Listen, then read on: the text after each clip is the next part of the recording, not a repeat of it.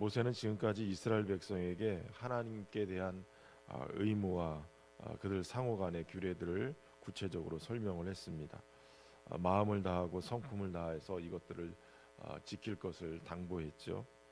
그리고 또 그것에 대한 축복의 말씀도 제시했습니다. 그럼에도 불구하고 여러 가지로 불안했어요. 시내산에서 받은 율법을 직접 경험하지 못한 다음 세대 40년 후에 자녀 세대들은 약속의 땅 가나안에 이제 진입을 하게 되는데 그 이후에 율법을 잊어버리면 어떡하나 하는 염려가 있었던 것이죠. 자신도 이제 인생의 황혼기에 접어들었고 후계자인 여호수아에게 모든 것을 맡기자니 그의 지도력도 불안해 보였을 거예요. 그래서 이스라엘 백성에게 하나님의 이 율법을 기억시키려고 노력했습니다. 그러면서 오늘 본문에서 모세와 이스라엘 자손이 백성들에게 명령하는 내용이 나오죠. 제일 첫 번째 명령이 뭐냐면 오늘 너희에게 명령하는 이 명령을 너희는 다 지킬지니라 라고 선포하고 있습니다. 말씀하는 이 하나님의 말씀을 다음 세대들이 요단을 건너서 가나안 땅에 들어가자마자 첫 번째 해야 될 것은 바로 주님 주신 말씀을 다 지키라는 거예요. 그 일을 위한 실천 방안으로 제일 먼저 뭘 하라고 그러냐면 오늘 본문에 보면 요단에 들어가는 그 땅에서 큰 돌을 세우고 석회를 바르고 그 위에 모든 말씀을 기록하라는 거예요. 하나도 빠짐없이 하나님의 말씀을 그곳에 기록하고 그 말씀하신 대로 청종하고 따라 살 것을 말씀하고 있다는 것이죠. 약속의 땅에 이른 후에 제일 먼저 해야 될 것, 그것은 바로 이 명령을 통해서 돌판에 하나님의 말씀을 새기고 그 새기는 것을 통해서 이스라엘 온 백성이 제일 첫 번째 하나님의 말씀을 기록하고 그 말씀대로 따라가야 될 것을 말씀하고 있는 거예요. 그리고 무엇보다도 이 말씀을 한 가지도 빼지 않고 기록하고 그것을 지켜 행할 때 이것이 바로 하나님께서 약속하신 땅, 내게 주시는 땅, 젖과 꿀이 흐르는 땅에 네가 들어가게 가는 것을 바로 조상들에게 약속하셨던 그 약속대로 들어가게 하셨다라는 것을 알게 하게 한다라는 것이죠. 그래서 주의할 필요가 있어요. 특별히 하나님 이게 조건부로 되어 있다는 거예요. 이렇게 하면 이렇게 하실 것이다. 하나님의 말씀을 잊지 않고 행하게 될 때 하나님이 약속하셨던 조상들에게 약속하셨던 그 땅이 축복의 땅이 된다라는 것을 조건부로 약속해 주셨어요. 그것을 잊지 않게 하기 위해서 율법을 기록하라는 거죠. 특별히 이 돌들을 율법을 기록해야 되는 돌들을 에발산에서 세우라는 거예요. 에발산은 나무가 거의 없는 황량한 바위산인데 모세가 여기에 큰 돌을 세우고 석회를 발라서 바로 하나님의 말씀을 기록하라는 것이죠. 특별히 뒤에 보면 이 에발산은 하나님의 축복과 저주를 선포하는 산이 있는데 지파를 12지파를 두 개로 나누어서 하나는 그리심산에 가서 축복을 선포하고 하나는 에발산에 가서 저주를 선포하라는 거예요. 근데 저주를 선포하는 그 산에 하나님의 말씀을 기록한 돌비를 세우라는 거죠. 이것은 한마디로 얘기하면 율법을 범하면 저주를 내린다라는 것을 기억하게 하기 위한 거예요. 그러니까 율법을 어기게 되면 결국 그 율법으로 말미암아서 인간이 심판받고 결국 율법으로 인해서 저주를 받게 된다라는 의미를 가지고 있는 거예요. 그래서 율법을 잊지 않고 또 저주를 받지 않기 위해서 그들은 하나님 앞에 돌비를 세우고 언약의 말씀을 기록하고 지키게 한 것이죠. 그리고 무엇보다도 돌단을 쌓아서 그곳에서 하나님께 감사의 예배, 먼저 이것까지 인도하신 하나님의 은혜를 기억하면서 감사의 예배를 드리는데 번제와 화목제를 드리면서 그곳에서 내 하나님 여호와께 범제를 드리고 그 화목제를 드리고 거기서 먹으며 내 하나님 여호와 앞에서 즐거워하라라고 얘기해요. 말씀의 돌비가 세워지고 그리고 돌단을 쌓고 그 제단에서 번제와 화목제를 드리고 여호와 앞에서 먹고 마시고 그곳에서 즐거워하는 예배의 자리가 세워져야 돼요. 그러니까 가나안 땅이 축복의 땅이 되고 그곳에서 하나님의 약속의 땅이 되게 하기 위해서는 두 가지가 세워져야 돼요. 하나는 하나님의 말씀이 세워져야 되고 또 하나는 예배가 세워져야 돼요. 여러분, 우리의 신앙의 가장 기초가 바로 그것이에요. 하나님의 말씀이 세워져야 되고 그리고 예배의 감격이 회복되어져야 돼요. 그것이 세워져야 그곳에서 우리의 신앙을 그걸 기초로 해서 세워나가게 되는 것이에요. 특별히 돌단을 쌓되 그곳에 쇠로 만든 이 기구를 대지 말라는 거예요. 돌을 철기구를 가지고선 깎아서 다듬어 만들지 말라는 거예요. 있는 그대로의 모습을 가지고 하라는 거죠. 그러니까 하나님 앞에 감사의 예배를 드릴 때 사실은 이것저것 꾸미지 말고 우리의 가지고 있는 그 모습 그대로 하나님 앞에 드려야 된다는 거예요. 꾸밈이나 가식이 아니라 하나님 앞에 우리의 본심을 가지고 가서 예배를 드려야 하나님을 기쁘시게 하는 거죠. 그저 기쁨조처럼 그저 그냥 막 꾸미는 것으로 통해서 이렇게 사람에게 보이고 수령에게 보이고 하는 그런 모습이 아니라 하나님 앞에 우리의 마음의 본심이 정말 감사하고 기뻐하면서 하나님을 높여드려야 되는 것이에요. 하나님과의 화목, 이것이 중요한데 하나님과의 화목을 위해서는 먼저 하나님의 율법을 말씀을 순종하면서 살아갈 때 그때 예배의 감격도 있게 되는 것이에요.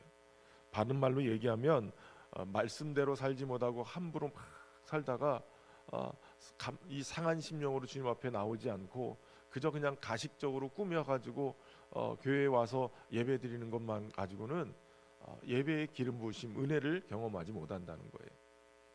이 두 개가 같이 맞물려서 우리의 삶의 예배로 드려지게 될 때 그때 기뻐하며 하나님과의 화목을 누리며 살게 되어지는 것이죠. 그렇게 살아갈 수 있기를 주의 이름으로 축원합니다.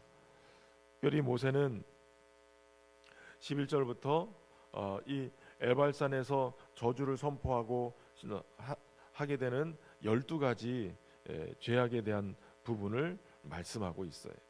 이 12가지 죄악이 대부분 은밀하게 행해지는 죄예요.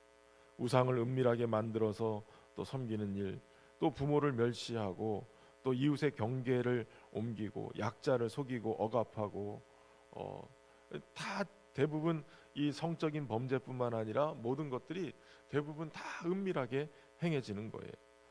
죄는 겉으로 보면 드러나지 않을 수 있어요. 그러나 하나님은 보이지 않는 자리에서도 여전히 언약의 하나님이세요.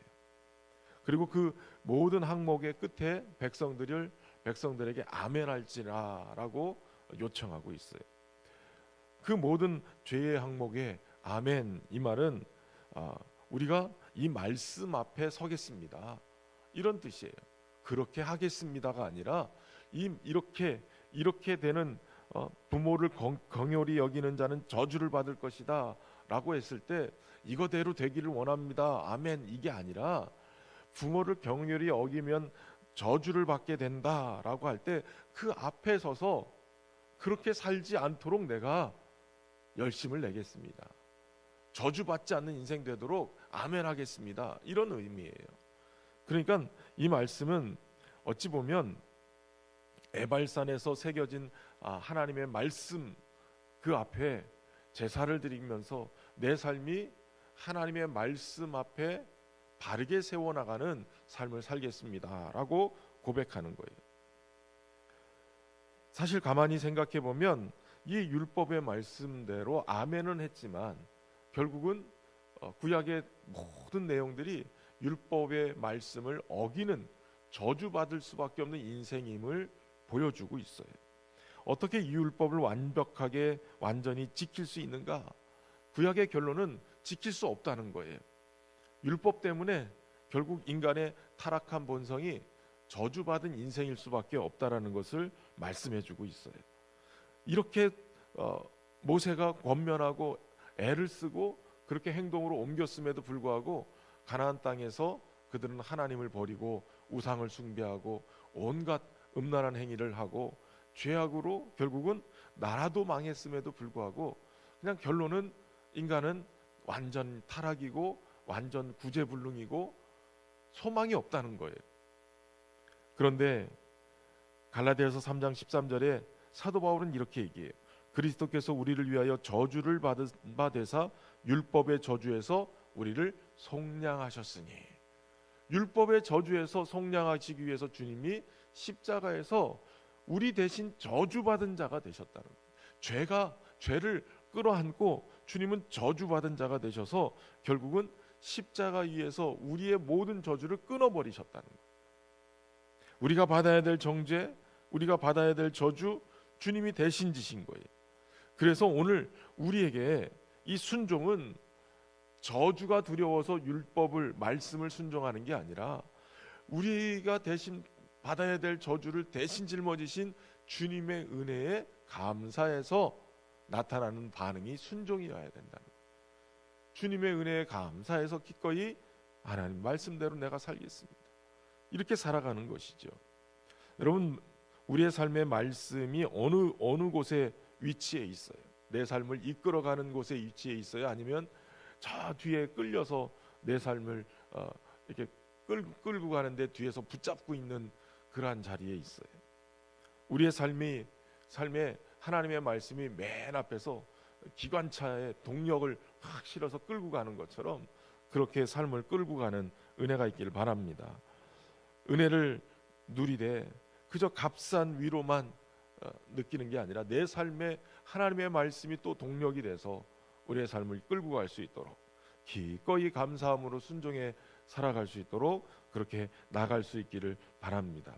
여러분, 은혜는 값없는 은혜, 공짜이지만 그 은혜를 받은 삶은 결코 가볍지 않아요. 왜냐하면 주님의 생명값으로 사신 은혜이기 때문에 그 은혜를 받은 우리는 주님의 생명값을 기억하고 살아야 돼요. 회개하고 다시 범죄하는 자는 주님을 십자가에 못 박는 자와 같다라고 말씀하시잖아요.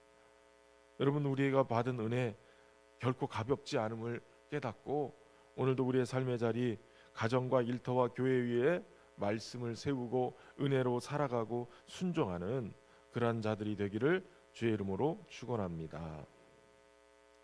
거룩하신 하나님 아버지, 오늘 우리를 은혜로 부르시고 말씀으로 붙드시는 주님을 찬양합니다. 말씀을 아는 데서 멈추지 않게 하시고 우리 마음의 신비에 새겨서 말씀대로 살아가고 말씀 위에 삶을 세워가는 하나님의 백성 되게 하여 주옵소서. 율법의 저주를 대신 지신 예수 그리스도의 십자가를 붙들게 하시고 감사함으로 은혜에 순종하며 살아가는 우리 모두가 되게 하여 주옵소서.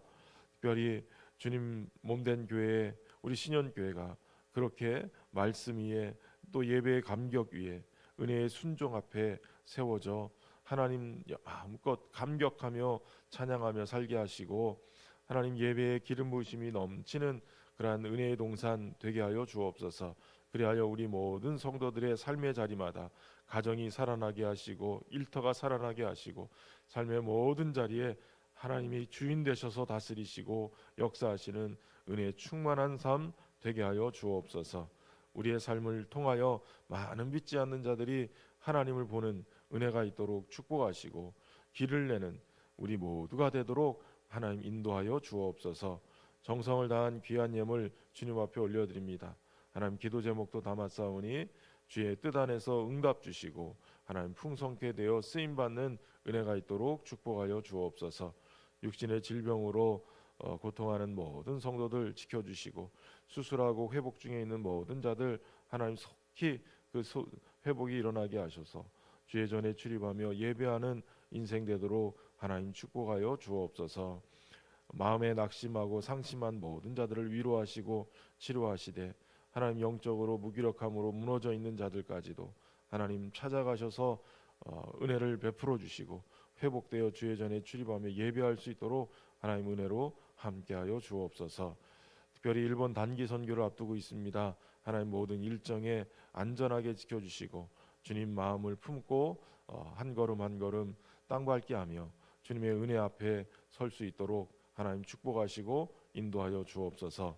한 주간도 주의 은혜로 함께하시고 이끌어 주시기를 간절히 소망하며 예수님의 이름으로 기도하옵나이다. 아멘.